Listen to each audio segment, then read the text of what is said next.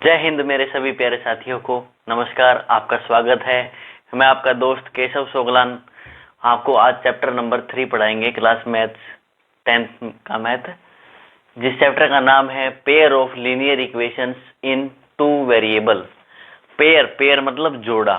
यहाँ जगह कम थी तो इसलिए मैंने पेयर ऑफ नहीं लिखा, लीनियर इक्वेशंस इन टू वेरिएबल।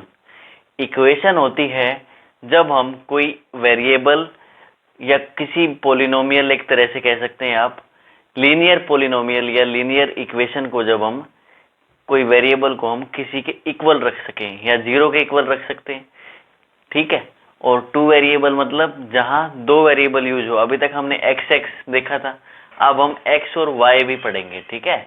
जब दो वेरिएबल यूज हो रहे हैं और उनका पेयर है, उनको हमें अच्छे से समझना है और पढ़ना है, ठीक है। तो आपके पास सबसे पहले मैं आपको फॉर्म बता रहा हूं कि जो लीनियर इक्वेशन की जो फॉर्म होती है वो कैसी होती है।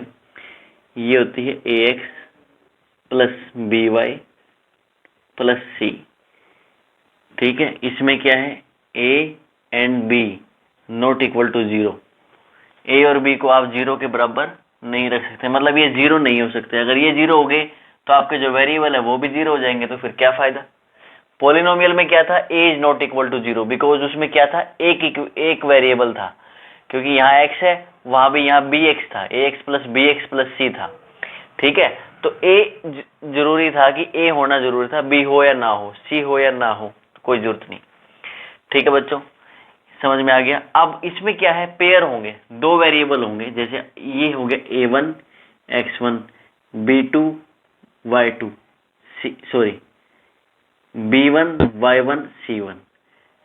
अब दूसरी इक्वेशन भी होगी तो वैसी होगी a2 x2 plus b2 y2 plus c2। अब ये c2 b2 क्या है, ये देखिए, मैं आपको थोड़ा सा आसान भाषा में समझाता हूं। मान लीजिए आपको एक इक्वेशन दी है 2x plus 4y plus 6 is equal to 0। ऐसे ही मैं एक इक्वेशन और देता हूं आपको, 4x plus 8y plus 12 is equal to 0। ये दो इक्वेशन आ गई बच्चों आपके पास। वेरिएबल क्या है इसके अंदर, x और y, ये दो वेरिएबल है। अब इसको देखिए क्या है, ये है a1 b1 c1 a2 b2 c2। इसको अब आप ऐसे लिख सकते हैं, देखो मैं आपको एक चीज और साथ के साथ बताता हूं, a1 by a2 b1 by b2 और c1 बाय c2। तो अब क्या आप इसकी जगह वैल्यू रखेंगे तो क्या पाएंगे आप, 2/4 is equal to 4/8 is equal to 6/12 बराबर है। अगर आप काटेंगे तो इसको 1/2 1/2 और 1/2, तीनों ही इक्वेशन बराबर हो गई। a1 by a2 is equal to b1 by b2 is equal to c1 by c2। ये आपकी c1 और a1 b1 फॉर्म थी, ये स्टैंडर्ड फॉर्म थी। हमने एक एग्जांपल लिया जिसके जरिए हमने आपको समझाया, और फिर हमने आपको एक स्टैंडर्ड फॉर्म फिर से दिखाई, जिससे हम पता लगाएंगे कि किसी भी वेरिएबल इक्वेशन के, टू वेरिएबल इक्वेशन के कितने सॉल्यूशन होंगे। देखो, अगर a1 by a2 b1 by b2 और c1 बाय c2 आपस में बराबर होंगे, ठीक है, इसका मतलब है कि जो वो लाइन है, एक लीनियर लाइन, दो वेरिएबल है तो दूसरी लाइन के ऊपर ही कोइंसाइड करेगी। कोइंसाइड मतलब इसी के ऊपर से गुजरेगी। तो यहाँ ये दो लाइनें हैं, ये P और Q, दो लाइनें लगा लो आप, ये दोनों ही लाइन आपस में कोइंसाइड कर रही हैं।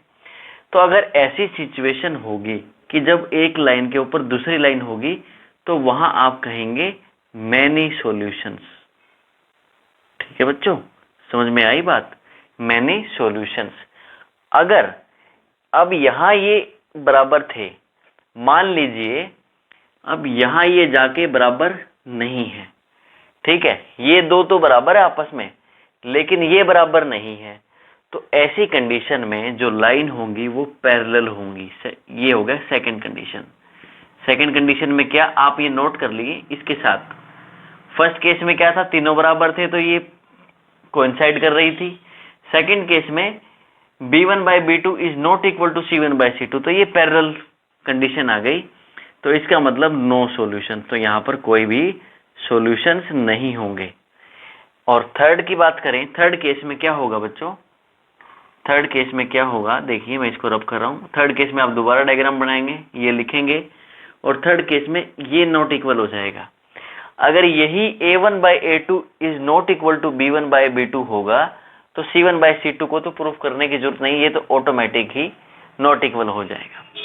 ठीक है, तो इस कंडीशन में क्या होगा, थर्ड केस में आपकी जो लाइंस है वो इंटरसेक्ट कर जाएंगी, और जब लाइन इंटरसेक्ट कर जाएंगी तो इसका मतलब यूनिक सॉल्यूशन। यूनिक मतलब ओनली वन।